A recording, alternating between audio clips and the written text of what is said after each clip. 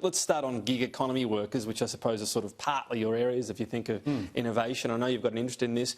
UberEats workers, all these types of people will get a new minimum wage under Labor, including other terms and conditions. What's the reason behind this move? Our big concern is that as the gig economy has grown, the issue is whether or not it'll create a new working poor. When a lot of people take into account all the expenses that they have to account for in running being an Uber driver or a food delivery driver or whatever, and once they take that out and you look at what they're left with, it's not exactly the plush living that or the big incomes that people might imagine will be there, and we don't want people being held victim to a model that is now expanding into other areas as well, be it the NDIS or care economy.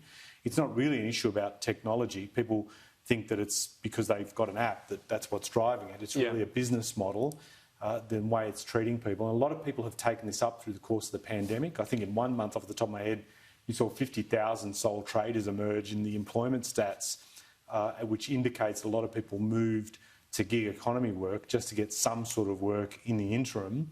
And we do need to be mindful of the conditions, the safety around workplace safety that people have protecting them as they're doing this work. There are a whole stack of issues that need to be dealt with. And our workplace system and the laws around it should evolve to take into account new models that are emerging, particularly in the gig economy.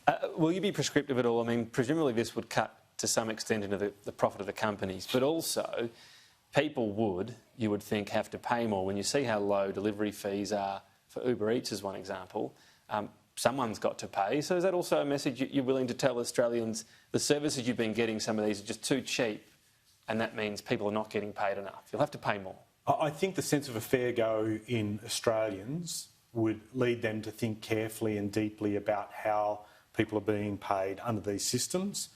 And I think Australians are very sensible and have a heart when it comes to these type of issues, and would recognise something would need to give. And that includes them paying more, though. I mean, they would understand that, and they would also want people to be working in much more safer conditions or safer environments as well. So that's an issue.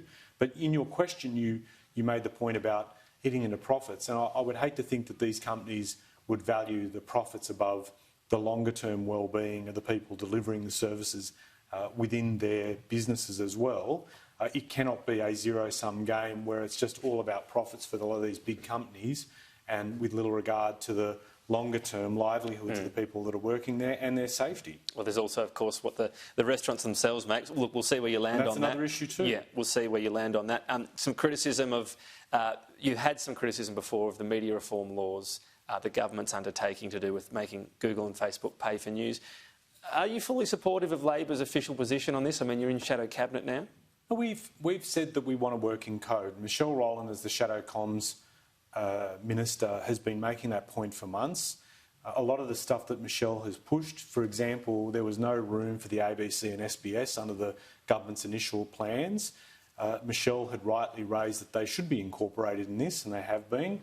And I think we do want to see a workable code. We do want to see media paid for their content properly. But at the same time too, in making those points, I want to know as well that we'll see more journalists, better paid, support in the rise of independent media, and I also want to ensure that any of the payments that do flow out of this don't just go to shareholders.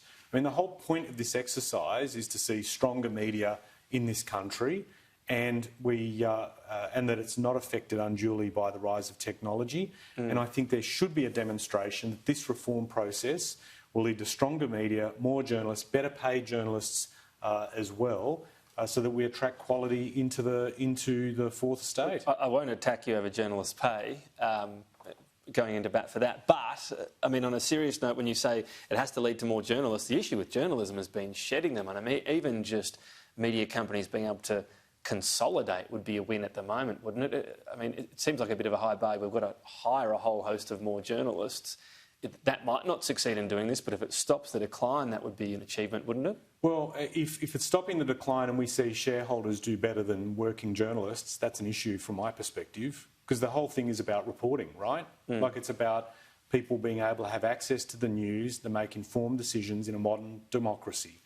And that was what really drove this in many respects, the concern that the rise of technology, the business models that were employed that might take away revenues from media companies, that this might have an impact on the quality of journalism. So if that's a concern, I think this is a measure that should be taken.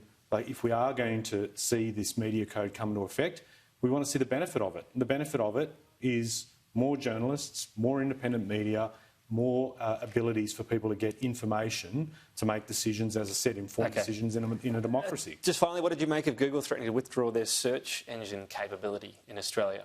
Well, it'd be interesting to see if they follow through on it.